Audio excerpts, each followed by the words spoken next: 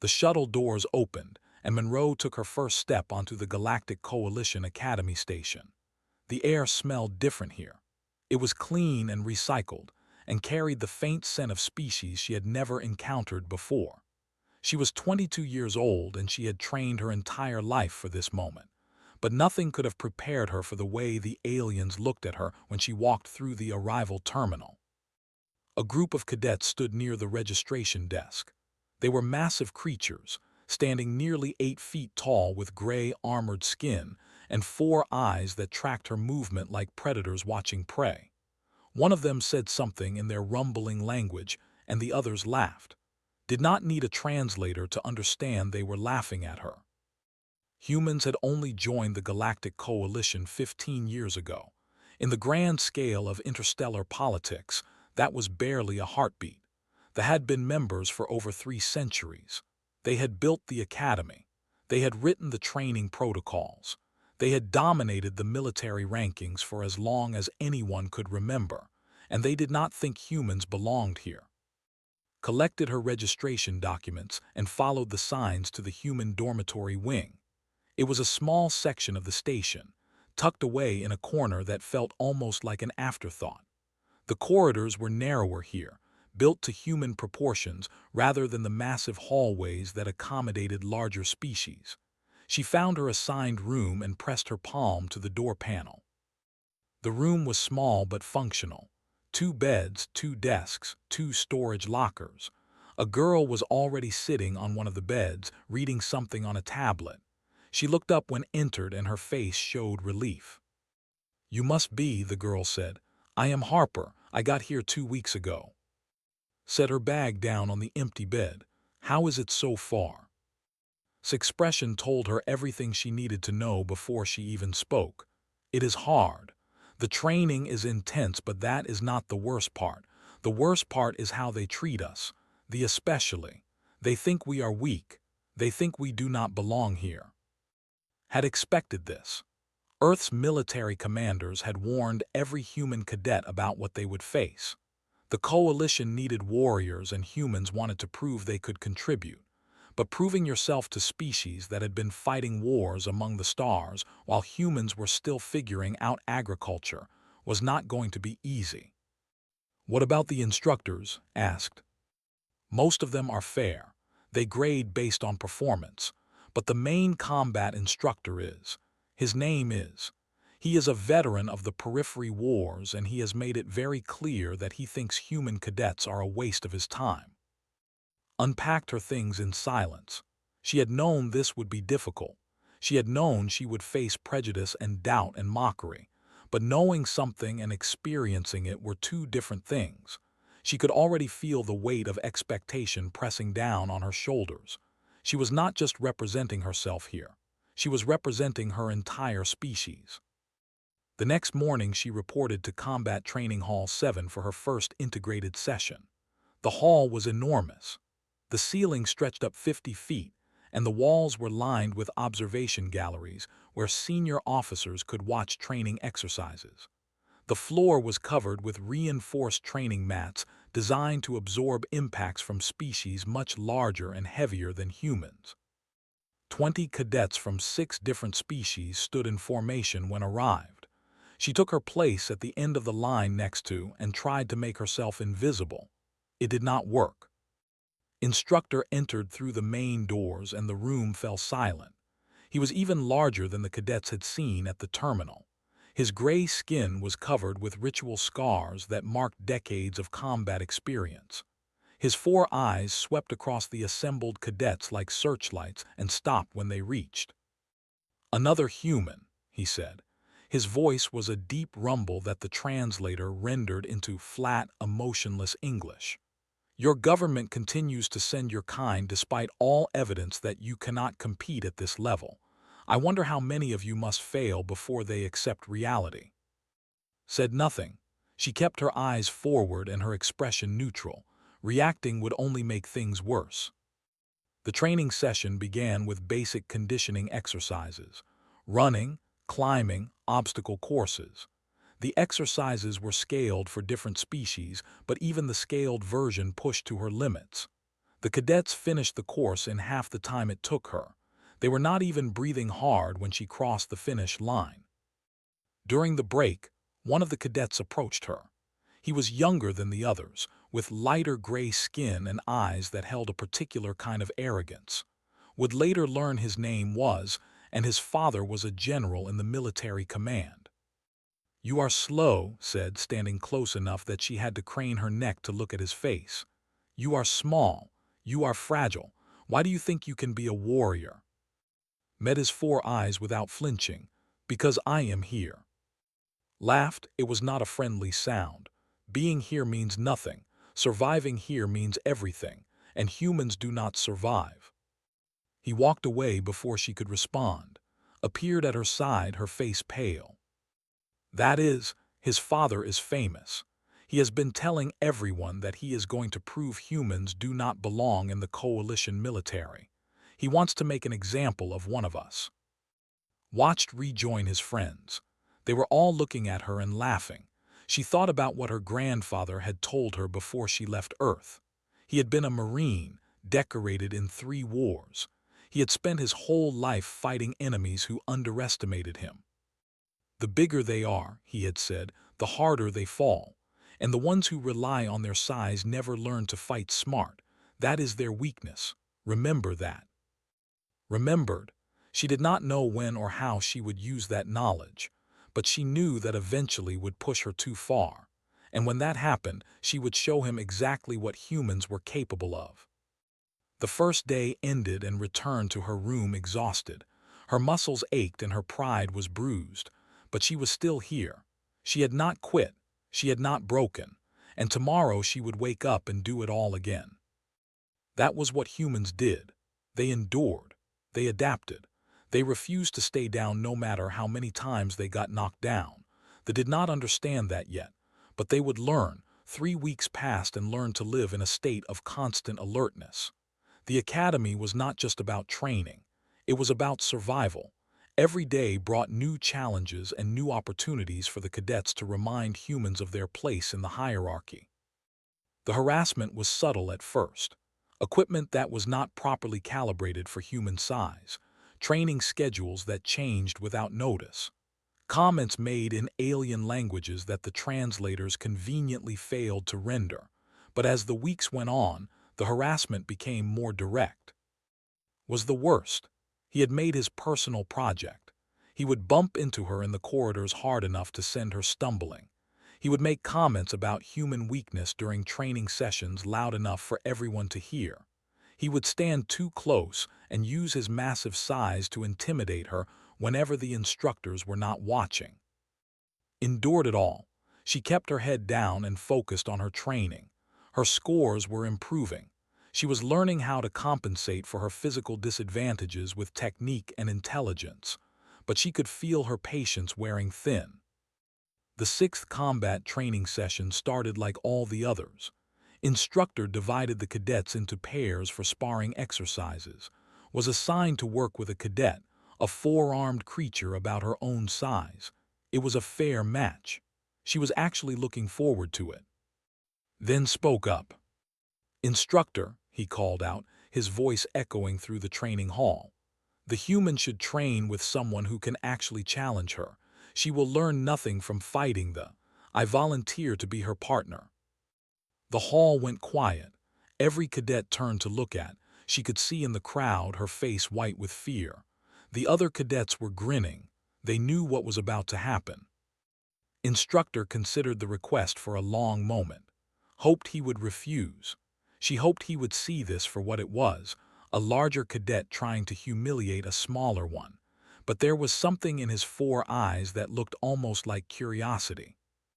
"Very well," said. "Cadet Monroe, you will spar with Cadet."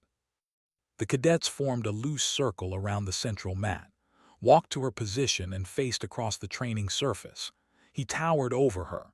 His gray armored skin could deflect blows that would shatter human bones. His muscles were dense enough to lift weights that could not even move. On paper, this was not a fair fight. It was not even close to fair. "Standard rules," announced.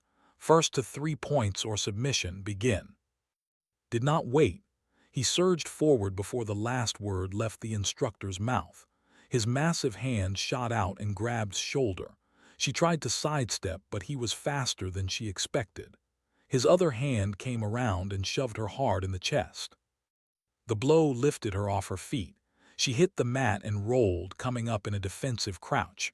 Laughter rippled through the observers, was smiling, showing teeth that could bite through metal. "Get up, human," he said.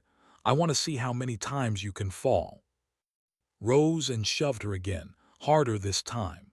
She stumbled backward but kept her feet. He followed her across the mat, shoving her a third time. She went down again and the laughter grew louder. Something changed inside. She had spent her whole life being underestimated. She had fought for every opportunity she ever received. She had trained harder than anyone else just to be considered equal. And she was tired. She was tired of being pushed around. She was tired of being laughed at. She was tired of being treated like she did not belong. She remembered her grandfather's words. The bigger they are, the harder they fall. And the ones who rely on their size never learn to fight smart. Reached for her again. His massive hand came down toward her shoulder, the same grab he had used 3 times already. He expected her to retreat. He expected her to fall. He expected her to be weak. Did not retreat. She stepped forward into his reach inside his guard. She dropped her center of gravity low, lower than he expected. Her hands caught his extended arm just above the wrist. She pivoted her hips and pulled, using his own momentum against him, using his own mass against him. For one perfect moment was airborne. His 800 pounds of muscle and armor became a liability instead of an advantage. Physics did not care how strong he was. Leverage did not care how big he was. Redirected all of that mass and all of that momentum into a single devastating throw. Hit the training mat with the force of a small explosion. The impact was so powerful that the reinforced polymer cracked beneath him. That mat had been designed to absorb impacts from species 3 times his size. It had never cracked before, not once in the entire history of the Academy. The training hall went completely silent. Every cadet stood frozen. They stopped laughing. Even instructor seemed unable to speak. Lay on the cracked mat, his 4 eyes blinking in confusion. He did not understand what had happened. He did not understand how something so small could generate so much force. He did not understand that strength was not the only thing that mattered in combat. Stood over him, breathing hard but steady. Her heart was pounding, but her hands were still. She had done it. She had actually done it. "Point to Cadet Monroe," said finally. His voice was different now. The dismissive contempt was gone. In its place was something that sounded almost like respect. The silence stretched on. Then slowly, the cadet began to clap. Other non-cadets joined in. The applause spread through the hall until it echoed off the walls. Rose to his feet, his expression shifting from confusion to rage. He stepped toward, but's voice cut through the air like a blade. "The match is over. Cadet, return to formation." For a moment thought would refuse. His 4 eyes burned with humiliation and fury. But even he would not defy a direct order from the instructor. He walked back to his place among the other and could feel his hatred following her like a physical weight. She had made an enemy today, a powerful enemy with a famous father and a wounded pride. But she had also done something that no human had ever done at the Academy. She had beaten him in combat, and everyone had seen it happen. The galaxy was about to learn what humans were really made of. The recording spread through the Academy like fire through dry grass. Someone had captured the entire fight on their personal device and uploaded it to the station network. Within hours, every cadet on the station had seen it. Within days, it had spread to coalition military channels across 3 sectors. Watched the video play on a screen in the mess hall. Someone had slowed it down and added analysis markers showing the exact mechanics of the throw. They had calculated the force of the impact. They had measured the trajectory of his body through the air. The numbers were impressive even to species who did not understand human martial arts. The cracked training mat had become something of a legend. Maintenance crews had replaced it, but someone had preserved the broken pieces. Heard rumors that they were being displayed in a case somewhere on the station. Evidence that a human had done the impossible. Demanded a rematch. He submitted formal requests to instructor 3 times in 2 days. Each time the instructor refused. Cadet Monroe achieved her point through legitimate technique, ruled. The match was conducted according to standard rules. If you wish to challenge her ranking, you must do so through the official tournament process. The official tournament was 6 months away, would have to wait, and in the meantime everyone would remember what had happened. Everyone would remember that he had lost to a human. Tried to keep a low profile, but it was impossible. Cadets from other species approached her constantly, asking questions about human combat techniques. How had she generated so much force? How had she moved so quickly? How had she known exactly where to grab his arm and exactly when to pivot? She explained as best she could. Humans had been developing martial arts for thousands of years. They had created hundreds of different fighting styles, each designed to give smaller fighters an advantage against larger opponents. Aikido, the technique she had used against, was specifically built around redirecting an attacker's energy. The harder someone came at you, the harder they fell.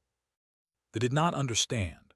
Their combat philosophy was based on strength and armor and overwhelming force. They had never needed to develop techniques for fighting larger opponents because they were almost always the largest opponents in any fight. The concept of using an enemy's power against them was foreign to everything they believed about warfare. 3 days after the incident, received a message summoning her to the office of commander. He was the academy commandant, the highest-ranking officer on the station. He was also expected disciplinary action. Embarrassing the son of a famous general carried consequences in any military organization. She prepared herself for punishment, maybe extra duties or restricted privileges or a formal reprimand on her record. She did not prepare herself for what actually happened. Commander's office was large and decorated with trophies from his long military career. Weapons from defeated enemies hung on the walls. Medals and commendations filled display cases. He was old his gray skin faded to almost white and his 4 eyes clouded with age. But there was still power in his frame and intelligence in his gaze. "Sit down, Cadet Monroe," he said, gesturing to a chair that had been adjusted to human proportions. Someone had prepared for this meeting. Sat and waited. The commander studied her for a long moment before speaking again. "I have watched the recording of your match with Cadet 47 times," he said. "I have consulted with combat specialists from 6 different species. None of them can fully explain what you did." Was not sure how to respond, so she said nothing. "How long have humans practiced these techniques?" the commander asked. "Thousands of years, Commander. Different cultures develop different styles, but the basic principles are similar. We learned to fight enemies larger and stronger than ourselves because we had no other choice." The commander leaned back in his chair. "Tell me about your Earth has high gravity compared to many coalition worlds. Our environment was dangerous. Large predators, extreme weather, limited resources. We evolved without natural weapons or armor.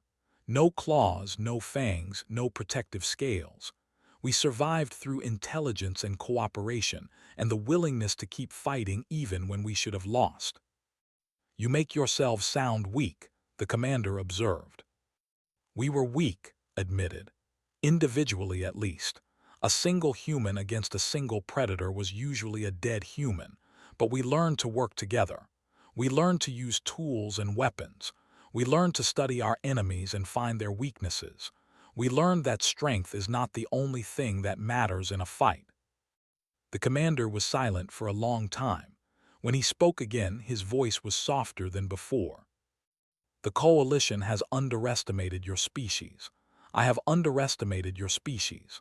For 15 years, we have treated humans as junior partners, too fragile and too primitive to contribute meaningfully to our military strength.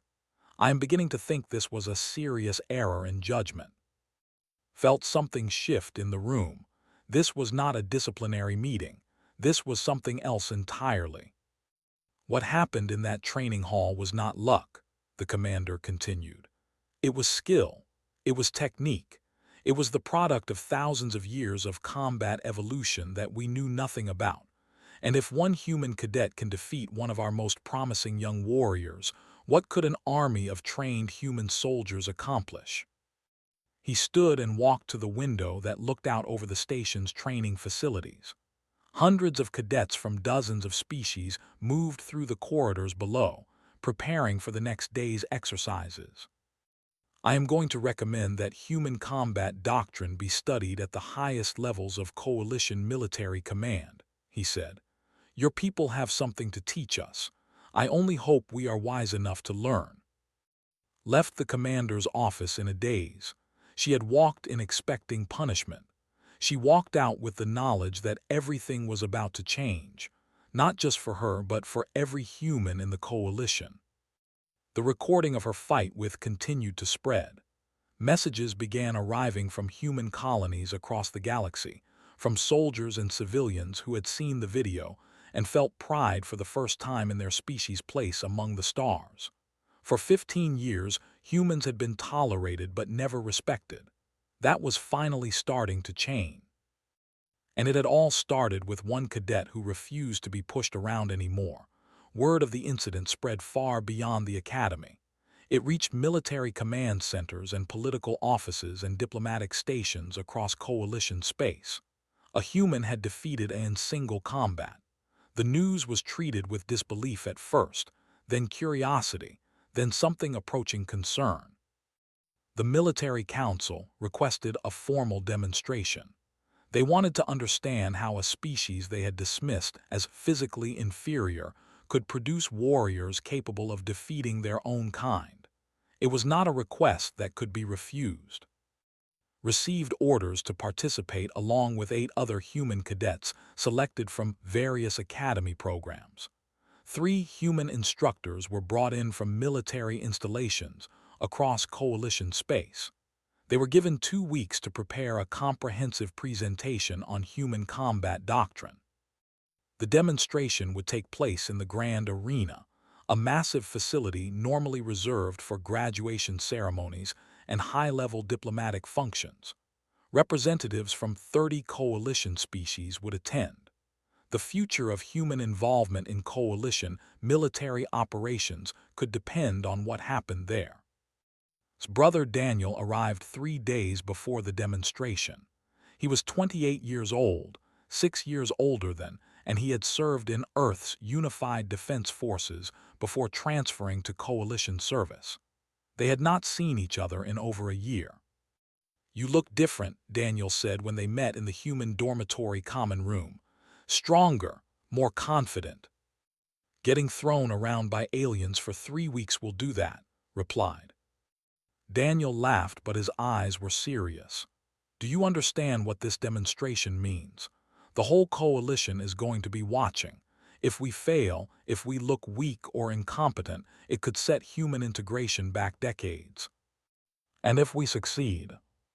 If we succeed, everything changes. Humans stop being the species that got lucky and start being a species that actually matters.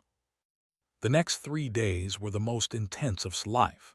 The human team worked around the clock preparing their presentation. They rehearsed demonstrations and coordinated techniques and studied the physical capabilities of every species that might volunteer to spar with them. They could not afford any mistakes. The morning of the demonstration arrived cold and clear, stood in the staging area behind the grand arena, and tried to control her breathing. Through the walls she could hear the rumble of thousands of beings taking their seats. The largest audience she had ever faced was a classroom of 30 cadets. Today she would perform in front of representatives from across the galaxy. Daniel found her in the corner and put a hand on her shoulder. Remember what grandfather always said. The bigger they are, the harder they fall. These people have never seen what humans can really do. Today we show them. The presentation began with historical context. Human instructors stood before massive display screens and walked the audience through thousands of years of combat evolution. They showed recordings of ancient battles where smaller forces had defeated larger ones through superior tactics and determination. They showed footage of human athletes performing feats that seemed to defy the limits of their biology. They explained the philosophy behind human martial arts, the idea that strength could be redirected and size could become a disadvantage. The representatives watched with expressions that shifted from skepticism to interest to something that looked almost like unease. They were beginning to understand that they had missed something important about this small, fragile species. Then came the practical demonstrations. Human cadets took positions on the arena floor, and volunteers from other species stepped forward to test them. A warrior attacked teammate Price with all four arms and found himself on the ground in less than 3 seconds. A who outweighed human cadet Maria Santos by 200 pounds was forced to submit after she applied a joint lock that threatened to break his arm. One by one, the demonstrations proved the same point. Humans could fight. Humans could win, and they did it through technique and intelligence rather than brute strength. The final demonstration was. Her opponent was a lieutenant named Shen, who had requested the opportunity to face the human who had defeated. He was older than more experienced, and he had actually studied human fighting techniques after seeing the recording of their match. He would not be caught off guard by the same tricks. The arena fell silent as they took their positions, looked up at the massive warrior across from her and felt no fear. She had trained for this. She had prepared for this. And she knew something that Shen did not know. Human martial arts were not just a collection of tricks. They were a complete system of combat developed over. He might have studied a few techniques, but she had spent her whole life mastering them. The match began and Shen attacked with controlled aggression. He did not overextend. He did not leave himself open to throws. He had learned from his mistakes, adapted immediately, shifting to a different style, using strikes and pressure points instead of throws. She targeted nerve clusters that human anatomists had identified in physiology. She attacked joints that bent in ways his armored skin could not protect. The fight lasted 4 minutes. It was the longest 4 minutes of his life. She took hits that would have knocked out most humans. She was thrown twice and got up both times. She kept moving, kept attacking, kept finding new angles and new targets. The end came when she managed to get behind Shen and apply a chokehold that cut off blood flow to his brain. It was a technique that worked on almost every species with a centralized nervous system. She held the position until she felt his muscles go slack, then released him and stepped back. Shen collapsed to his knees, gasping for breath. The arena was absolutely silent. Then slowly, he raised his head and looked at with something like wonder in his 4 eyes. "You are dangerous," he said, loud enough for his translator to broadcast to the entire arena. "Your whole species is dangerous, and we never saw it." He extended his hand and helped him to his feet. They stood together, the small human woman and the massive warrior, and for the first time in 15 years of coalition membership, humans were seen as equals. The applause started slowly but built until it shook the walls of the grand arena.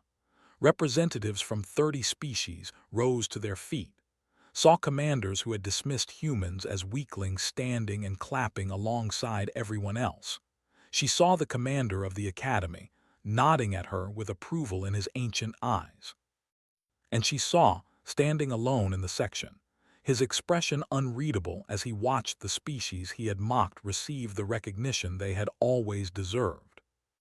Everything had changed. Nothing would ever be the same again. The formal integration of human combat doctrine into coalition military training took 2 years. There were committees and reviews and endless debates in the halls of power. Some species welcomed the new approach. Others resisted change. But the evidence was impossible to ignore. Humans had developed something valuable, and the Coalition would be foolish not to learn from it. Graduated from the academy with the highest combat scores ever recorded by a human cadet. She was not the strongest graduate, she was not the fastest, but she was the most adaptable, the most creative, the most impossible to predict. Those qualities had value that the Coalition was only beginning to understand. She was assigned to the Coalition Rapid Response Force, an elite mixed-species unit that deployed to the most dangerous situations in known space. The unit operated on the front lines of Coalition territory, responding to crises that required warriors who could think as well as fight. Was the first human ever selected for the unit. She would not be the last. The day before graduation found her in the observation deck overlooking the training facilities. She had come to this spot often during her time at the academy. It helped her think. It helped her remember how far she had come. She tensed when she heard his heavy footsteps behind her. Their last encounter had not ended well for him, and she did not know what to expect now. But when she turned to face him, his expression was not hostile. It was something else, something she had never seen from him before. "I have studied your people's history," said without greeting. "The wars you fought among yourselves before you reached the stars, the challenges you overcame to survive on your world, the enemies you defeated despite having every disadvantage." Waited, she did not know where this was going. "My species conquered our world through strength," continued. "We were the largest and the most powerful creatures on our planet. We rose to dominance because nothing could stand against us. We never had to adapt. We never had to develop techniques for fighting enemies stronger than ourselves. We never had to." He paused and looked out at the training facilities below. Cadets from a dozen species moved through their exercises, following protocols that now included human martial arts alongside traditional combat training. "Your species had none of our advantages. You were small and soft and fragile. Every predator on your world was more dangerous than you, and yet you survived. You thrived. You built civilizations and technologies and eventually reached the stars, not through strength but through something else, something I am only beginning to understand." Turned back to face and extended his hand in the human gesture of respect. It was an awkward motion for someone with his physiology, but the intent was clear. "I do not know which path is more impressive," he said, "conquering through strength or surviving through adaptation, but I know that I was wrong about your species, and I know that the Coalition is stronger with humans in it." Took his hand. His grip could have crushed her bones, but he was careful, gentle even. "Maybe what matters is not how we got here, but what we do now that we are here, together." Nodded slowly. "Together, I think I would like to learn more about that concept." 10 years passed. The galaxy changed in ways that no one could have predicted. The Periphery Wars, dormant for decades, erupted again along the Coalition's borders. An enemy alliance that called itself the Dominion launched coordinated attacks across multiple sectors. They outnumbered Coalition forces 3-1. They had been preparing for this war for generations. The first year was devastating. Coalition fleets were pushed back on every front. Entire systems fell to Dominion occupation. The military command that had dominated galactic politics for centuries found itself losing a war it had never expected to fight. But then things began to change. Small units operating behind enemy lines started disrupting Dominion supply chains. Resistance movements on occupied worlds made conquest impossible to maintain. Guerrilla tactics that larger species had never considered became the foundation of a new kind of warfare. Human tactics, human strategies, human stubbornness. Monroe was now Commander Monroe, leading the assault force that would attempt to break the Dominion siege at Prime. It was a desperate mission. The enemy held the high ground and outnumbered her forces 4-1. Traditional military doctrine said the attack was suicide. Human military doctrine said otherwise.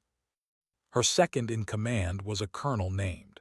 He had requested assignment to her unit 5 years ago and had become one of her most trusted officers. They made an unlikely pair, the small human woman and the massive warrior, but they understood each other in ways that transcended species. "The enemy expects us to attack their fortifications directly," said as they reviewed the battle plan one final time.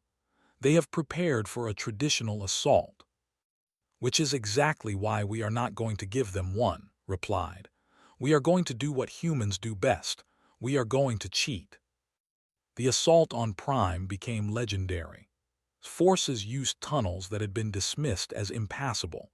They attacked from directions that should have been impossible. They turned the enemy's own defenses against them, using captured weapons and equipment and supplies. They fought for 72 hours straight without rest, adapting to every countermove the Dominion threw at them. When the siege finally broke, the Dominion commander demanded to speak with whoever had planned the assault. He could not believe that such a small force had defeated his armies. He could not understand how it was possible. Stood before him in the ruins of his command center, surrounded by the coalition soldiers who had followed her through hell. "How?" the Dominion commander asked. "You had no advantages, no superior numbers, no overwhelming firepower. How did you win?" Thought about her grandfather and his advice about bigger enemies. She thought about lying stunned on a cracked training mat. She thought about all the times she had been told that humans were too small, too weak, too fragile to matter. "We never stop," she said. "We never stop fighting, we never stop adapting. We never stop getting back up when someone knocks us down. That is what humans do. That is what we have always done." The Dominion commander stared at her for a long moment. Then he lowered his head in surrender. News of the victory spread across the galaxy. It was the turning point of the war. Other battles followed, other victories, and within 3 years the Dominion was defeated. The coalition emerged stronger than ever, transformed by the integration of human tactics and human philosophy into its military doctrine. Retired from active service at the age of 42, she returned to the academy, not as a cadet but as an instructor. She trained the next generation of coalition warriors, teaching them that strength was not the only thing that mattered, teaching them that the smallest fighter could defeat the largest enemy if they were smart enough and determined enough and stubborn enough to keep trying. And whenever someone doubted her, whenever someone looked at her small human frame and questioned whether she belonged among the warriors of the galaxy, she would just smile and remember a training hall and a cracked mat, and a moment when everything changed. Humanity had not joined the stars because they were the strongest or the fastest or the most advanced. They had joined because they never gave up. They never backed down. They never accepted that they could not win. And when they hit back, the whole galaxy felt it.